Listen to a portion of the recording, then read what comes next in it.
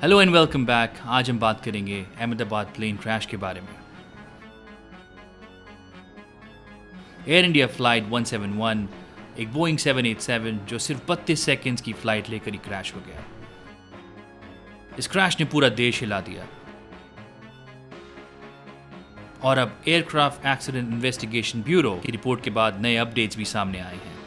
इस वीडियो में हम इस इन्वेस्टिगेशन को हर एंगल से समझेंगे, facts, theories and latest developments के साथ।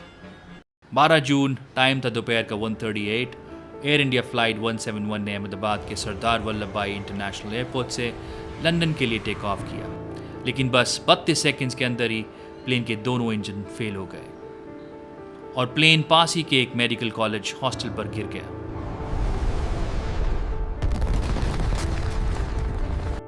बहुत भयानक क्रैश था जिसमें अब तक 260 लोगों की जान चली गई।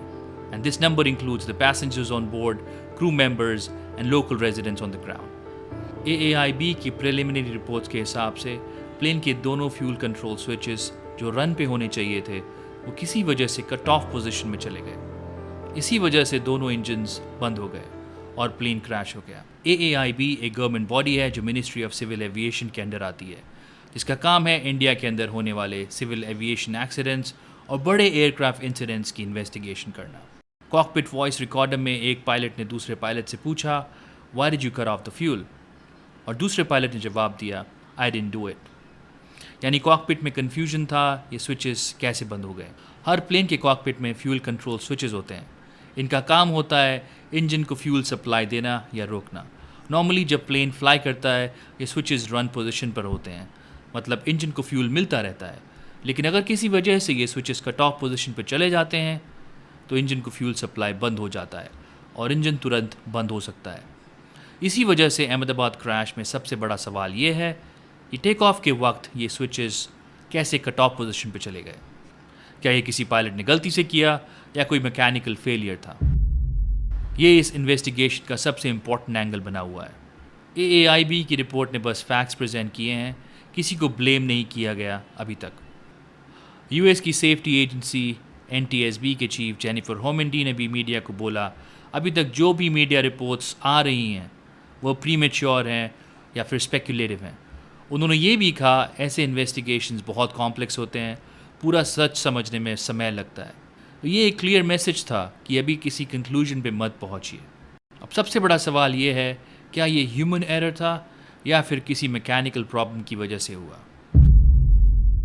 कुछ US मीडिया रिपोर्ट्स जैसे वॉल स्ट्रीट जर्नल ने क्लेम किया कि कॉकपिट वॉइस रिकॉर्डिंग से लगता है कि कैप्टन ने ही फ्यूल कट ऑफ किया, लेकिन इंडियन पायलट्स एसोसिएशन ने इस क्लेम को रिजेक्ट किया। उनका कहना है कि बिना किसी प्रूफ के पायलट पे ब्लेम लगाना गलत है। मेंटल हेल्थ एंगल भी कुछ रिपोर्ट्स में उठा, लेकिन अभी तक कोई कंक्लूसिव एविडेंस नहीं मिला। तो अभी तक की लेटेस्ट अपडेट्स ये कहती हैं, एयर इंडिया ने अपने सारे बोइंग 787 और 737 फ्लीट को इंस्पेक्ट किया है, फ्यूल स्विचेस परफेक्टली फंक्शनल निकले। टाटा ग्रुप ने 500 करोड़ का एक रिलीफ फंड अनाउंस किया है। हर विक्टिम के परिवार को 1 करोड़ रुपया दिया जाएगा और जो हॉस्टल डैमेज हुआ उसको रीबिल्ड किया जाएगा। एविएशन एक्सपर्ट्स डिमांड कर रहे हैं कॉकपिट वीडियो रिकॉर्डर्स लगाने की, ताकि कॉकपिट का हर मोमेंट रिकॉर्ड हो सके, लेकिन पायलट्स की प्राइवेसी कंसर्न्स को लेकर डिबेट चल रही है। इंटरनेशनल फेडरेशन ऑफ पायलट्स ने बोला है, AAIB की रिपोर्ट में ज़्यादा सवाल हैं एंड जवाब कम। क्या ये ह्यूमन एरर था या फिर किसी मशीन का फेलियर? अभी सब थ्योरीज ही हैं। AAIB का कहना है कि फाइनल इन्वेस्टिगेशन रिपोर्ट आने में 1 साल तक लग सकता है। बोइंग, FAA, NTSB, DGCA सब एजेंसीज मिल के काम कर रहे हैं, इन्वेस्टिगेशन चल रहा है। राजस्थान के ex-CM अशोक गहलोत ने डिमांड किया है इस पर जुडिशल प्रोब हो, ताकि पूरा सच लोगों के सामने आ सके। तो आपको क्या लगता है, ये ह्यूमन एरर था या टेक्निकल प्रॉब्लम? नीचे कमेंट्स में लिखिए, हम आपके हर थॉट को पढ़ेंगे। वीडियो पसंद आया हो तो लाइक करिए, शेयर करिए और ऐसे ही डिटेल्ड वीडियोस के लिए सब्सक्राइब ज़रूर करिए। मैं मिलता हूँ आपसे नेक्स्ट अपडेट के साथ। तब तक के लिए stay informed and stay safe.